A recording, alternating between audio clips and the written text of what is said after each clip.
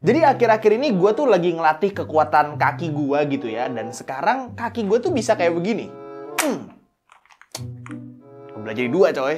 Tenang, keyboardnya aman-aman aja kok. Emang sih, keyboardnya kebelah jadi dua, tapi udah dari desainnya kayak gitu. Yang lagi gue pegang sekarang ini adalah split keyboard dari Epomaker yang namanya Epomaker Split 65. Keyboard ini jadi salah satu keyboard paling unik yang pernah gue review karena form factor dia yang literally ke split jadi dua cuy. Sekilas sih, rasanya keyboard ini punya fungsi yang mirip kayak keyboard ergonomis Alice gitu. Tapi ternyata setelah gue cobain lebih dalam lagi, ada bedanya sih. Penasaran sama keyboard yang satu ini? Ayo kita bahas bareng-bareng.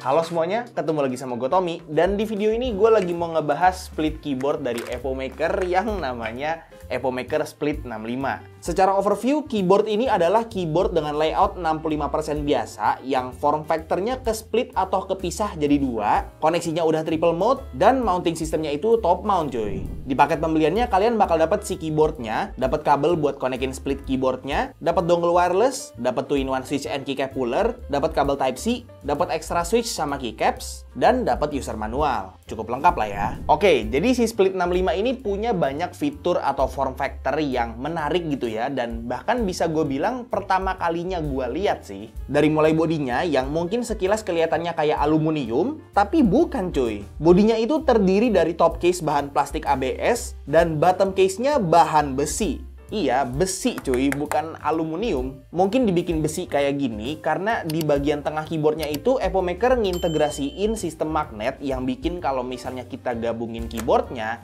itu jadi solid dan nggak gampang kepisah-pisah. Selain itu, untuk sistem koneksi antar kedua bagian keyboardnya ini, dia pakai kabel kecil gitu. Jadi emang karena di paket pembeliannya dapat dua tipe kabel, yang kabel kecil ini dipakai khusus buat nyatuin atau ngasih aliran listrik dari si bagian keyboard kirinya sama bagian keyboard kanannya. Dan memang untuk sistem split keyboardnya ini wajib dipasangin kabel kecilnya ini. Jadi si keyboard kiri sama kanannya itu nggak bisa dipisah terlalu jauh. Kecuali mungkin kalau kalian pakai kabel C2C yang panjang gitu ya. Kayaknya memang MCU keyboardnya itu ada di bagian kiri keyboardnya gitu ya. Jadi kalau misalnya nggak dicolok, itu bagian kanan keyboardnya nggak bisa nyala cuy. Nah, jadinya ini cukup ngebuka opsi buat beberapa konfigurasi atau angle typingnya. Kayak misalnya kalau mau lurus tapi agak misah bisa, mau agak miring ala-ala Alice layout juga bisa. Tapi ada satu hal simple yang bikin keyboard dengan layout split kayak begini tuh menurut gue masih agak sedikit lebih inferior ketimbang keyboard-keyboard yang layoutnya tuh Alice ergonomis gitu. Karena layout split 65 ini basically 65% biasa yang kepisah jadi dua aja, jadinya huruf B-nya cuma ada satu. Kalau keyboard layout Alice pada umumnya itu selain spasinya ada dua, huruf B-nya juga ada dua buat akomodir orang-orang yang mungkin mencet spasi atau huruf B-nya ini bisa pakai tangan kanan atau kiri. Tapi di split keyboard kayak Split 65 ini cuma spasinya aja yang ada dua. Jadi memang dia akomodir orang kayak gua yang mencet spasinya itu pakai tangan kanan, tapi kebetulan gue juga mencet huruf B pakai tangan kanan cuy. Jadi ya agak susah ya adaptasinya. Untuk keycapsnya dia pakai PBT die-sub cherry profile dengan colorway gradient gitu ya. Legendingnya juga rapih, jadi ngekomplimen looks keyboardnya banget ya. Switchnya dia ada dua pilihan, tapi yang ada di unit gua sekarang ini pakai switch linear Epomaker Wisteria yang udah pre-loop, jadi feel-nya juga udah cukup smooth secara out of the box.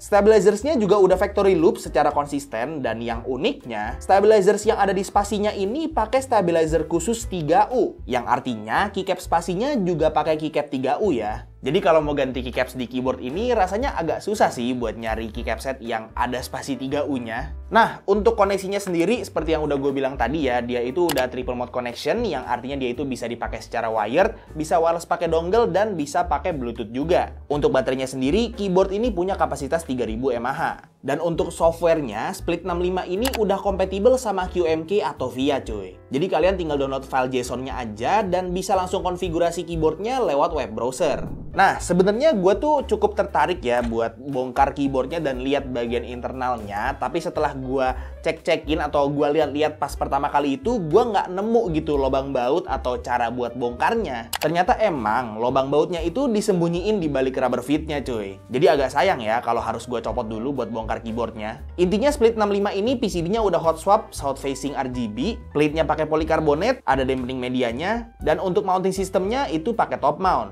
Dan karena Split 65 ini top mount, jadi typing feel-nya lebih ke firm gitu ya. Dan suaranya juga ini keyboardnya khas keyboard top mount banget sih. Nih, kalian coba dengerin aja sound test-nya.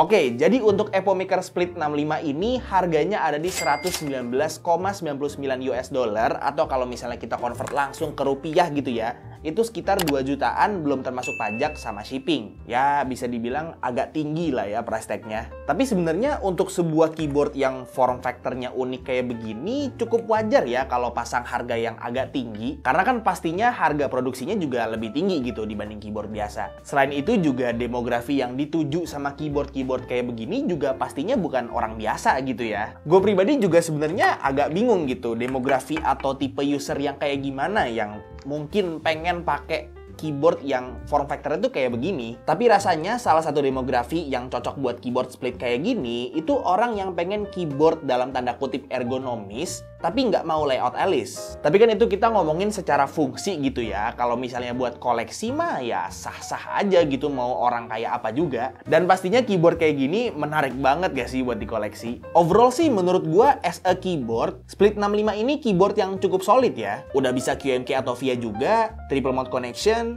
compact juga karena cuma 65%, dan form factor splitnya juga dikomplement sama magnet di bagian tengah keyboardnya. Kalau kalian gimana? Kira-kira tertarik gak sama keyboard split yang kayak begini, atau justru kalian masih tetap tim yang pengennya tuh keyboard yang layout Alice gitu, kalau pengen yang dalam tanda kutip ergonomis gitu?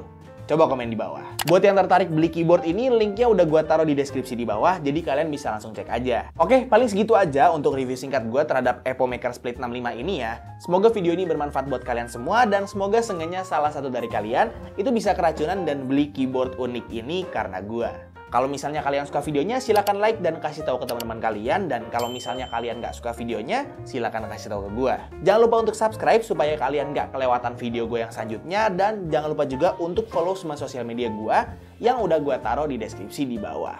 Itu aja untuk videonya. Sekali lagi, thank you banget yang udah nonton dari awal sampai akhir. It's been by Tommy, and as always, peace out.